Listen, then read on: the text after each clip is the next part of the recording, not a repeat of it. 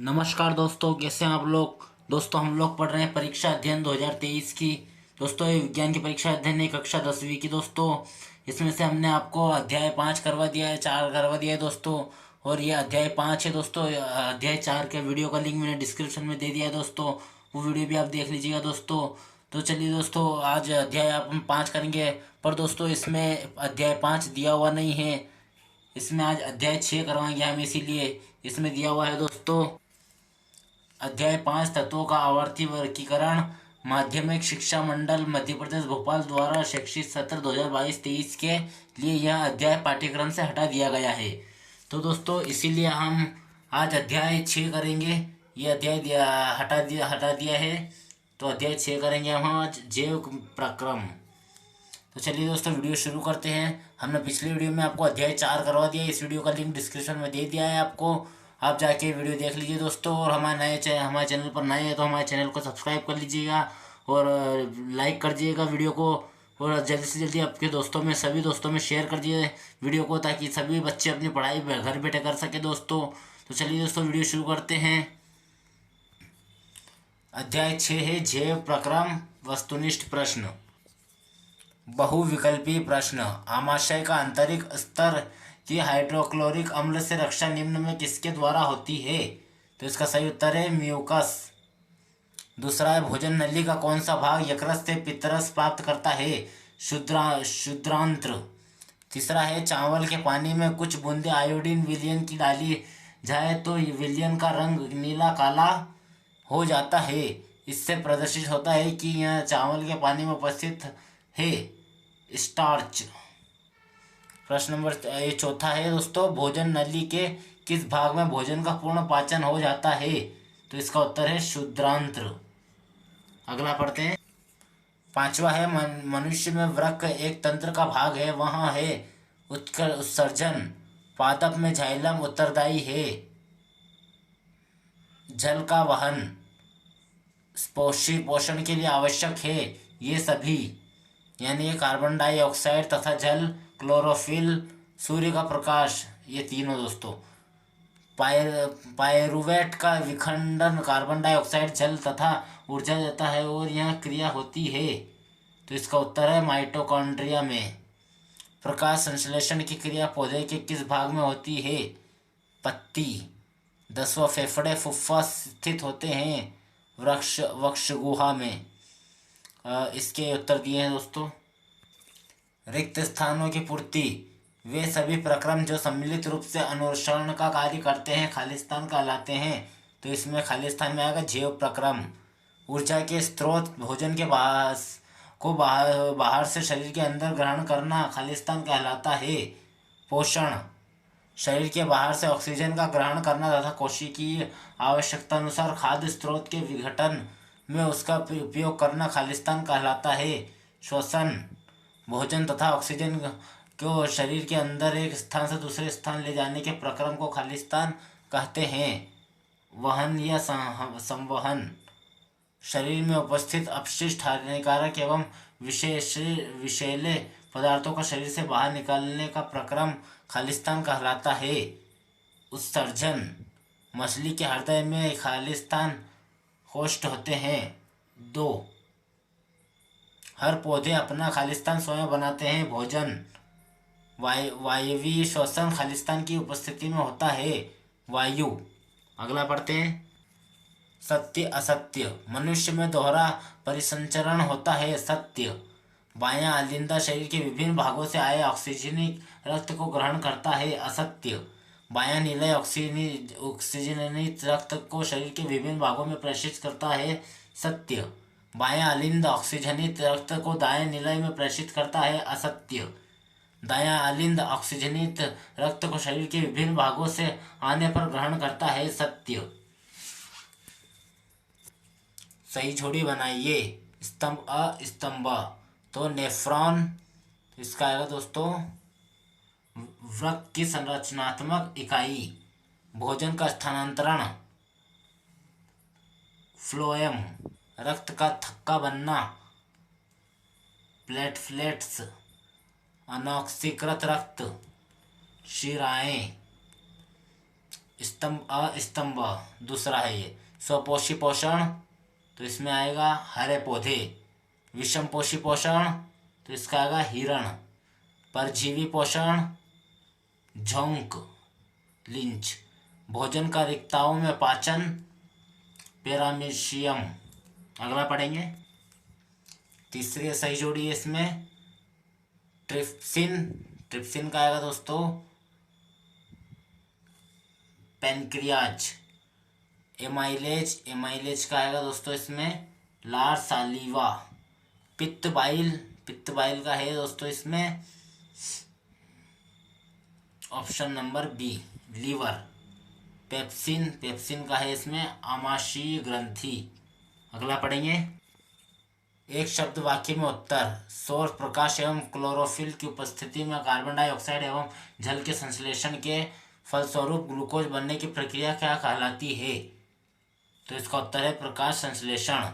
मनुष्य में ग्रहण किए गए भोजन के जटिल यौगिकों को सरल यौगिकों में विखंडित करने की सतत प्रक्रिया क्या कहलाती है? तो इसमें आएगा पाचक। अपशिष्ट हानिकारक एवं विषैले पदार्थों को शरीर से बाहर निकालने में प्रयुक्त अंगों का समूह क्या कहलाता है? उत्सर्जी तंत्र। वायु की उपस्थिति में होने वाले श्वसन को क्या कहा जाता है? अवायवी श्वसन। पादप के अवायवी भागों द्वारा वाष्प के रूप में जल हानि क्या कहलाती है? तो इसमें आएगा वाष्पोत्सर्जन। हरे पौधे की पत्तियों में पाए जाने वाले वर्णकण का नाम लिखिए। क्लोरोफिल। अगला देखेंगे पढ़ेंगे। अति लघु त्रिप्रश्न। प्रश्न नंबर 1 के सभी पौधे दिन के प्रकाश में ऑक्सीजन एवं रात्रि में कार्बन डाइऑक्साइड देते हैं, क्या आप इस कथन से सहमत हैं? कारण बताइए। तो इसका उत्तर है दिन के प्रकाश में प्रकाश संश्लेषण की प्रक्रिया के फलस्वरूप ऑक्सीजन बनने की दर श्वसन के फलस्वरूप कार्बन डाइऑक्साइड बनने की दर से बहुत अधिक होती है। परिणाम स्वरूप दिन में पौधे ऑक्सीजन देते हैं और रात में प्रकाश संश्लेषण नहीं होता है, केवल श्वसन होते हैं, इसलिए कार्बन डाइऑक्साइड देते हैं। तो प्रश्न नंबर 2 है गार्ड सेल किस प्रकार पर्णरंध्रों को खोलने एवं बंद करने की प्रक्रिया को नियंत्रित करते हैं? तो इसका उत्तर है जल के अवशोषण से गार्ड सेल के फूलने के कारण पर्ण ग्रंथ खुल जाते हैं और जल निष्कासन से गार्ड सेल के सिकुड़ने के कारण पर्णरंध्र बंद हो जाते हैं। इस प्रकार गार्ड सेल पर्णरंध्रों को खोलना एवं बंद करने की प्रक्रिया को नियंत्रित करते हैं। अगला पढ़ेंगे। प्रश्न नंबर 3 है हमारे जैसे बहुकोशिकीय जीवों में ऑक्सीजन की आवश्यकता पूरी करने में विसरण में क्यों अपर्याप्त है? उत्तर है हमारे जैसे बहुकोशिकीय जीवों में ऑक्सीजन की शरीर के सभी भागों में आवश्यकता होती है तथा इन जीवों को सभी कोशिकाओं अपने आसपास के पर्यावरण के सीधे संपर्क में नहीं रहती, अतः साधारण विसरण सभी कोशिकाओं की आवश्यकता की पूर्ति नहीं कर सकता, इसलिए विसरण पर्याप्त है। प्रश्न नंबर 4 है कोई वस्तु सजीव है, इसका निर्धारण करने के लिए किस मापदंड का उपयोग करेंगे? तो इसका उत्तर है कोई वस्तु सजीव है, इसका निर्धारण करने के लिए हम विभिन्न प्रकार के अदृश्य आणविक गतियों को जीवन सूचक मापदंड मानेंगे। प्रश्न नंबर 5 है किसी जीव द्वारा किन किन कच्ची सामग्रियों का उपयोग किया जाता है? उत्तर है इसका किसी जीव द्वारा कच्ची सामग्री के रूप में विभिन्न कार्बन असाधारण अणुओं ऑक्सीजन जल एवं सौर ऊर्जा तथा विभिन्न लवणों का उपयोग किया जाता है। प्रश्न नंबर 6 जीवन के अनुसंधान के लिए आप किन प्रक्रमों को आवश्यक मानेंगे? तो इसका उत्तर है जीवन के अनुसंधान के लिए हम पोषण शोषण शरीर के अंदर पदार्थों का संवहन तथा अपशिष्ट हानिकारक पदार्थों के उत्सर्जन आदि प्रक्रमों को आवश्यक मानेंगे। प्रश्न नंबर 7 है संवेपोषी पोषण एवं विषपोषी पोषण में क्या अंतर है? तो इसका उत्तर संवेपोषी पोषण में जीव बाहर से कार्बन डाइऑक्साइड एवं जल ग्रहण करने क्लोरोफिल एवं सौर प्रकाश की उपस्थिति में प्रकाश संश्लेषण की प्रक्रिया द्वारा अपना भोजन स्वयं बनाते हैं, जबकि विषमपोषी पोषण में जीव प्रत्यक्ष या अप्रत्यक्ष रूप से स्वपोषी जीवों द्वारा निर्मित भोजन ग्रहण करते हैं। प्रश्न नंबर 8 है प्रकाश संश्लेषण के लिए आवश्यक कच्ची सामग्री पौधे कहाँ से प्राप्त होता है? तो इसका उत्तर प्रकाश संश्लेषण के लिए पौधे जल मृदा से तथा कार्बन डाइऑक्साइड वायुमंडल से एवं ऊर्जा सौर प्रकाश से प्राप्त करता है। प्रश्न नंबर 9 है हमारे आमाशय में अम्ल की भूमिका क्या है? तो इसका उत्तर है हमारे आमाशय में अम्ल भोजन के साथ आए हानिकारक जीवाणुओं को नष्ट करता है तथा माध्यम को अम्लीय बनाता है, जो पेप्सिन एंजाइम क्रिया में सहायता होता है, लेकिन अधिक मात्रा में अम्लीय एसिडिटी पैदा करता है। प्रश्न नंबर 10 है पाचक एंजाइम का क्या कार्य है? तो इसका उत्तर है पाचन एंजाइम जटिल कार्बनिक पदार्थों को सरल पदार्थों में परिवर्तित करने में सहायक होते हैं। ये कार्बोहाइड्रेट को ग्लूकोज में, वसा को वसीय अम्लों में तथा प्रोटीन को अमीनो अम्लों में परिवर्तित करके भोजन का पाचन करते हैं। प्रश्न नंबर 11 है पचे हुए भोजन की अवशोषित करने के लिए क्षुद्रांत को कैसे अभिकल्पी किया जाता है? उत्तर क्षुद्रांत को भित्ति के अंतरित स्तर पर अनेक अंगुली जैसे प्रवर्ध होते हैं जिन्हें दीर्घरोम कहते हैं। ये अवशोषण का सतही क्षेत्रफल बढ़ा देते हैं तथा दीर्घ रोमों में रुधिर वाहिकाओं की बहुयात्रत होती है जो पचे हुए भोजन का अवशोषण कर लेते हैं। इस प्रकार क्षुद्रांत को पचे हुए भोजन को अवशोषित करने के लिए अभिकल्पी किया जाता है। प्रश्न नंबर 12 श्वसन के लिए ऑक्सीजन प्राप्त करने की दिशा में एक जलीय जीव की अपेक्षा स्थलीय जीव किस प्रकार लाभप्रद है? उत्तर है जलीय जीव श्वसन के लिए जल में घुली हुई ऑक्सीजन का उपयोग करते हैं जबकि स्थलीय जीव वायुमंडल में उपस्थित ऑक्सीजन का उपयोग करते हैं। जल में घुली ऑक्सीजन की मात्रा वायुमंडल में उपलब्ध ऑक्सीजन की मात्रा की तुलना में बहुत कम होती है, इसलिए श्वसन के लिए ऑक्सीजन प्राप्त करने की दिशा में एक जलीय जीव की अपेक्षा स्थलीय जीव ज़्यादा लाभप्रद है। प्रश्न नंबर 13 मनुष्य में ऑक्सीजन एवं कार्बन डाइऑक्साइड का परिवहन कैसे होता है? तो इसका उत्तर है मनुष्य में ऑक्सीजन एवं कार्बन डाइऑक्साइड का परिवहन मनुष्य के रक्त की लाल रक्त कणिकाओं में उपस्थित लाल वर्ण होम्योग्लोबिन द्वारा होता है। प्रश्न नंबर 14 गैसों के विनिमय के लिए मानव फुफ्फुस में अधिकतम क्षेत्रफल को कैसे अभिकल्पित किया है? तो इसका उत्तर है हमारे फुफ्फुसों के मार्ग छोटी और छोटी नलियों में विभाजित हो जाता है जिन्हें कुपिका कहते हैं। कुपिका एक सतह उपलब्ध कराती है जिससे गैस का विनिमय हो सके। इस प्रकार गैस के विनिमय के लिए मानव फुफ्फुस में अधिकतम क्षेत्रफल अभिकल्पित किया गया है। प्रश्न नंबर 15 स्तनधारी तथा पक्षियों में ऑक्सीजनित एवं विक्सऑक्सीजनित रुधिया को अलग अलग करना क्यों आवश्यक है? उत्तर है स्तनधारी एवं पक्षियों को अपने शरीर के तापमान बनाए रखने के लिए निरंतर ऊर्जा की आवश्यकता होती है, इसलिए उच्च ऊर्जा की आवश्यकता की आपूर्ति के लिए हमें इनमें ऑक्सीजनित तथा विक्सऑक्सीजनित रुधिर को अलग अलग करना आवश्यक है जिससे उच्च दक्षतापूर्ण ऑक्सीजन को आपूर्ति हो सके। प्रश्न नंबर 16 उच्च संगठित पादप में वहन तंत्र के घटक क्या है? तो इसका उत्तर है उच्च संगठित पादप में वहन तंत्र के प्रमुख घटक है जाइलम तथा फ्लोएम जिन्हें संयुक्त रूप से संवहन ऊतक कहते हैं। प्रश्न नंबर 17 पादप में जल और खनिज लवण का वहन कैसे होता है? पादप में जल एवं खनिज लवणों का वहन संवहन ऊतक जाइलम द्वारा होता है। प्रश्न नंबर 18 है पादप में भोजन का स्थानांतरण कैसे होता है? तो इसका उत्तर है पादप में भोजन का स्थानांतरण संवहन ऊतक फ्लोएम द्वारा होता है। प्रश्न नंबर 19 है हमारे शरीर में वसा का पाचन कैसे होता है, यह प्रक्रम कहाँ होता है? तो इसका उत्तर है हमारे शरीर में वसा का पाचन क्षुद्रांत के ऊपरी भाग ग्रहणी डिओडियन में होता है जहाँ पित्ताशय से क्षारीय पित्त रस पित्त नली द्वारा भोजन में मिलता है जो भोजन के माध्यम को क्षारीय बना देता है जिससे अग्नाशय से प्राप्त पाचन रस सक्रिय होते हैं। पित्त रस वसा को इमल्सिफाई कर देता है तथा अग्नाशय रस से प्राप्त लाइपेज एंजाइम एम्सिफॉइड वसा का पाचन वसीय अम्लों में कर देता है। इस प्रकार वसा का पाचन हमारे शरीर में क्षुद्रांत के रूप ऊपरी भाग में होता है। प्रश्न नंबर 20 है दोस्तों भोजन के पाचन में लार की क्या भूमिका है? तो दोस्तों ये उत्तर आप पढ़ लीजिएगा, वीडियो लंबी हो रही है इसलिए मैं उत्तर नहीं पढ़ूंगा। अब प्रश्न नंबर 21 से स्वपोषी पोषण के लिए आवश्यक परिस्थितियों में कौन सी है और उसके उत्पादन क्या है? तो इसका उत्तर दिया दोस्तों, ये उत्तर आप पढ़ लीजिएगा। यहाँ तक मैं अगला प्रश्न पढ़ाता हूँ आपको, 2 मिनट होल्ड रख के आप पूरा उत्तर पढ़ लीजिएगा और समझ लीजिएगा दोस्तों। प्रश्न नंबर 22 है गैसों के अधिकतम विनिमय के लिए कोशिकाएं किस प्रकार अभिकल्पित है? तो इसका उत्तर है कोशिकाएं गैसें के अधिकतम विनिमय के लिए पर्याप्त सतह उपलब्ध कराती है। प्रश्न नंबर 23 है हमारे शरीर में होम्योग्लोबिन की कमी के क्या परिणाम हो सकते हैं? तो इसका उत्तर दिया है दोस्तों, श्वसन के फलस्वरूप प्राप्त ऑक्सीजन का परिवहन करने तथा उसे ऊतक तक पहुंचाने का कार्य हीमोग्लोबिन करता है। इसकी कमी से श्वसन क्रिया प्रभावित होगी। शरीर को ऊर्जा कम मिलेगी क्योंकि ऑक्सीजन की पर्याप्त मात्रा प्राप्त नहीं होगी। प्रश्न नंबर 24 है मनुष्य के दोहरे परिसंचरण की व्याख्या कीजिए कि यह क्यों आवश्यक है? तो इसका उत्तर मनुष्य में प्रत्येक चक्र में रुधिर 2 बार हृदय में हो जाता है, इसे दोहरा परिसंचरण कहते हैं। इस प्रक्रिया में एक बार ऑक्सीजनित रक्त फुफ्फुसों से हृदय में आता है तो दूसरी बार अनऑक्सीजनित रक्त शरीर के विभिन्न भागों में हृदय में आता है।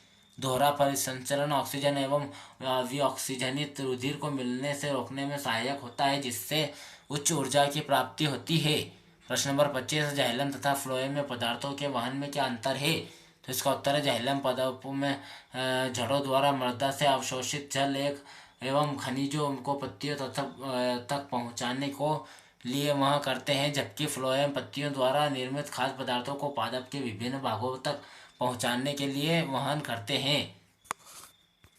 प्रश्न नंबर 26 है, फुफ्फुस में कोशिकाओं की तथा वृक्क में वक्काणु नेफ्रॉन की रचना तथा क्रियाविधि की तुलना कीजिए। फुफ्फुस में कोशिकाओं की रचना श्वसन नलिकाओं के सिरों की फूले हुए गुब्बारे की तरह संरचना होती है, जबकि वृक्क में वक्काणु नेफ्रॉन की रचना में रुधिर कोशिकाओं का गुहा होता है, जो एक नलिका के कप के आकार के सिरे के अंदर स्थित होता है। कोशिकाओं का कार्य गैसें के विनिमय में के लिए सत्ता उपलब्ध कराना है, जबकि वृक्काणु का कार्य मूत्र का नियंत्रण करना तथा मूत्र में मिले आवश्यक पदार्थों का पुनरावशोषण करना है। प्रश्न नंबर 27 है, उत्सर्जित उत्पाद से छुटकारा पाने के लिए पादप किन विधियों का उपयोग करते हैं? तो इसका उत्तर है पादप अपशिष्ट पदार्थों से छुटकारा प्राप्त करने के लिए विविध तकनीकों का उपयोग करते हैं। उदाहरण के लिए है अपशिष्ट पदार्थ कोशिका रिक्तिका में संचित किया जा सकते हैं या गोंद व रेजिन के रूप में पुराने जाइलम से संचित हो सकते हैं, अथवा गिरती पत्तियों द्वारा दूर किए जा सकते हैं या ये अपने आसपास की मृदा में उत्सर्जित कर देते हैं। दोस्तों प्रश्न नंबर 28 है, मूत्र बनने की मात्रा का नियमित किस प्रकार होता है? इसका उत्तर दिया है दोस्तों। और यह प्रश्न नंबर 29 है, जल से बाहर निकलने पर मछलियां क्यों मर जाती है? ये इसका उत्तर दिया है दोस्तों। प्रश्न नंबर 30 है, मनुष्य के रक्त संरक्षण दोहरा रक्त संचरण क्यों कहलाता है? ये इसका उत्तर दिया है दोस्तों। प्रश्न नंबर 31 है, मानव हृदय में 4 प्रकोष्ठ होने के क्या लाभ है? तो ये इसका उत्तर पढ़ लीजिएगा दोस्तों। प्रश्न नंबर 32 है, स्वपोषी पोषण किसे कहते हैं? तो ये इसका उत्तर दिया है दोस्तों स्वपोषी पोषण का। अगला पढ़ते हैं दोस्तों, आप ये सभी के उत्तर समझ लीजिएगा दोस्तों। लघु उत्तरीय प्रश्न, मानव के आहार नाल पाचन तंत्र का चित्र बनाकर निम्न को नामांकित कीजिए। मुख, ग्राह्य, आमाशय, आंत्र। तो दोस्तों ये चित्र बना हुआ है, ये आप समझ लीजिएगा और एक बार अपने नोटबुक में इसको बनाने की कोशिश करिएगा, एग्जाम में ये चित्र आ सकता है आपकी। प्रश्न नंबर 2 है, मनुष्य में कार्बोहाइड्रेट, प्रोटीन एवं वसा का पाचन कैसे होता है? वर्णन कीजिए।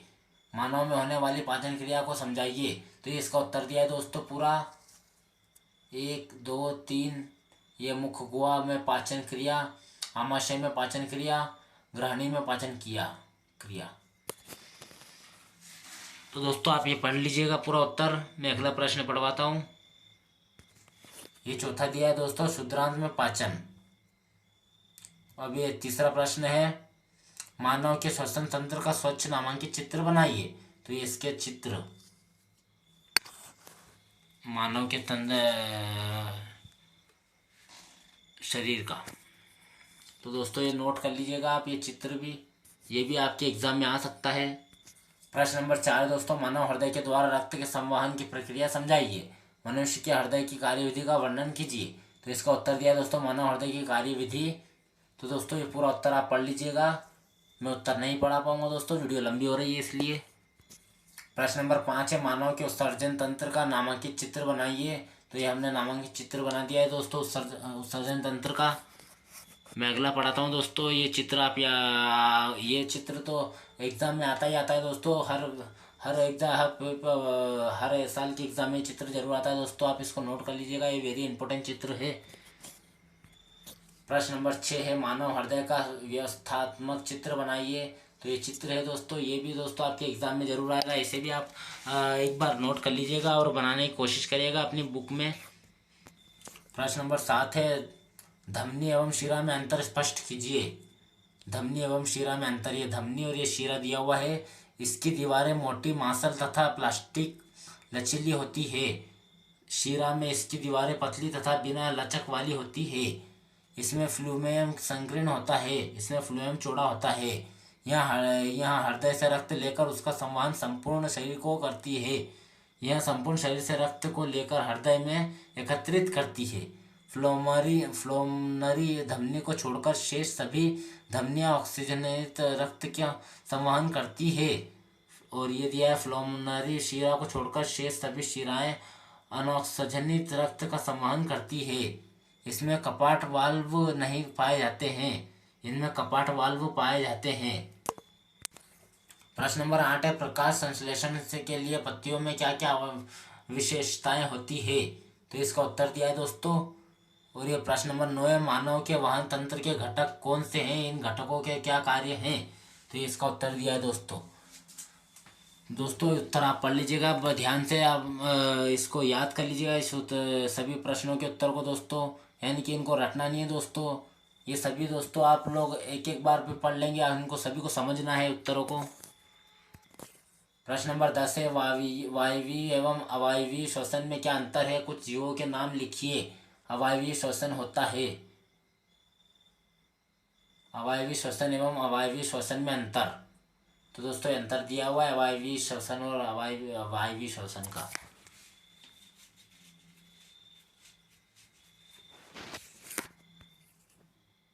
ये पूरा यहाँ तक दिया है दोस्तों। अब अगला प्रश्न पढ़ेंगे, जीवों के नाम जिनमें अवायवीय श्वसन होता है। कुछ जीवाणु, बैक्टीरिया एवं लिस्ट फंगी। ये भी उत्तरीय दोस्तों, ठीक है। अब ये प्रश्न है, प्रश्न नंबर 11 है, पौधे के लिए वाष्पोत्सर्जन क्यों आवश्यक है? तो इसका उत्तर दिया है दोस्तों, पौधों में वाष्पोत्सर्जन का महत्व। ये पूरा उत्तर आप पढ़ लीजिएगा दोस्तों। प्रश्न नंबर 12, निश्वसन व निश्वसन प्रक्रिया को समझाइए। श्वास कितने पदों में होता है, समझाइए। मनुष्य में श्वास की क्रिया समझाइए। तो ये इसका उत्तर दिया है दोस्तों। प्रथम पद है निश्वसन, द्वितीय पद है निश्वसन। प्रश्न नंबर 13 है, प्रकाश संश्लेषण क्रिया का समीकरण सहित वर्णन कीजिए। प्रकाश संश्लेषण क्रिया को समझाइए। तो इसका उत्तर, प्रकाश संश्लेषण क्रिया विधि। सभी हरे पौधे प्राणियों की सहायता से सूर्य के प्रकाश की उपस्थिति में कार्बन डाइऑक्साइड एवं जल का उपयोग करके ग्लूकोज बनाते हैं। इस प्रक्रिया के फलस्वरूप ऑक्सीजन गैस के एक सह उत्पादन के रूप में प्राप्त होती है। प्रकाश संश्लेषण क्रिया एक जैवरासायनिक अभिक्रिया से है जिसमें जल का ऑक्सीकरण होता है तथा कार्बन डाइऑक्साइड का अपचयन होता है। रासायनिक अभिक्रिया का समीकरण दिया है दोस्तों, ये कार्बन डाइऑक्साइड का, जल का, ग्लूकोज का, ऑक्सीजन का, जल का और ये प्लस ऊर्जा, ये इनके समीकरण है दोस्तों ऊपर। दोस्तों प्रश्न नंबर 14 है, वृक्क किडनी में मूत्र बनाने की प्रक्रिया समझाइए। तो आप ये उत्तर पढ़ लीजिएगा दोस्तों पूरा। और ये प्रश्न नंबर 15 है, पौधों की वृद्धि में मृदा की क्या भूमिका है, समझाइए। इसका भी उत्तर पढ़ लीजिएगा दोस्तों। मैं अगला प्रश्न पढ़ाता हूँ दोस्तों, आप उत्तर ही इनके समझ लीजिएगा सारे पढ़ के। प्रश्न नंबर 16 है, ग्लूकोज के ऑक्सीकरण के से विभिन्न जीवों में ऊर्जा प्राप्त करने के पथ क्या है? ग्लूकोज के ऑक्सीकरण से विभिन्न जीवों में ऊर्जा प्राप्त करने के निम्न पथ है। दोस्तों ये सारा उत्तर आप याद कर लीजिएगा। अब है दोस्तों दीर्घ उत्तरी विश्लेषणात्मक प्रश्न। तो पहला प्रश्न दिया है, मानव के आहार नाल पाचन तंत्र का वर्णन कीजिए। तो इसका उत्तर दिया है दोस्तों। उत्तर लंबा है दोस्तों, आप वीडियो को होल्ड करके 2 मिनट ये उत्तर पढ़ लीजिएगा। जैसे पहला दिया है मुख गुहा, जो सेकेंड है ग्रसिका, थर्ड आमाशय, आंत्र, ग्रहणी ड्यूरोडिनम, और बी वाला शुद्रांत्र, सी है बृहदांत्र। ये उत्तर बड़े हैं दोस्तों, आप इनको रटिएगा मत, इनको समझिएगा। प्रश्न नंबर 2 है दोस्तों, वक्राणु नेफ्रॉन की रचना एवं क्रियाविधि का वर्णन कीजिए। तो दोस्तों ये वक्राणु नेफ्रॉन की रचना के बारे में लिख दिया है, यहाँ पे उत्तर दिया है पूरा, ये यहाँ तक पढ़ लीजिएगा आप। और ये इसका चित्र दिया हुआ है और ये एग्जाम में आता है दोस्तों हर बार की। प्रश्न नंबर 3 है दोस्तों, जाइलम एवं फ्लोएम में अंतर लिखिए कोई 4। जाइलम एवं फ्लोएम में अंतर, ये जाइलम है और ये फ्लोएम है दोस्तों, ठीक है दोस्तों। ये आप इनके उत्तर पढ़ लीजिएगा दोस्तों। अगला प्रश्न देखते हैं। प्रश्न नंबर 4 है, रक्त एवं लसिका में अंतर लिखिए। रक्त एवं लसिका में अंतर, यह रक्त दिया है दोस्तों, ये लसिका दिया है। रक्त लाल रंग का संयोजित तरल उत्तक होता है, लसिका रंगहीन संयोजित तरल उत्तक होता है। इनमें अधिक प्रोटीन पाए जाते हैं, इनमें कम प्रोटीन पाए जाते हैं।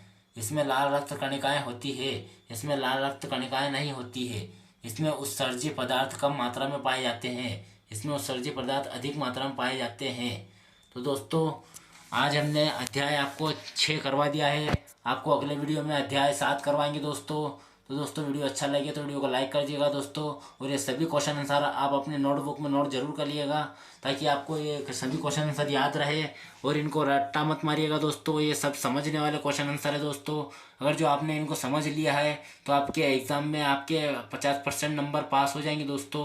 और ये सभी चित्र जितने भी मैंने इस वीडियो में पढ़वाए हैं दोस्तों, आपको इस चैप्टर में आपको करवाए हैं, ये सभी आप बना बना के कॉपी में बना के आप प्रैक्टिस करिएगा दोस्तों 1-2 बार, ताकि आपको प्रैक्टिस हो जाए बिना देखे बनाने की।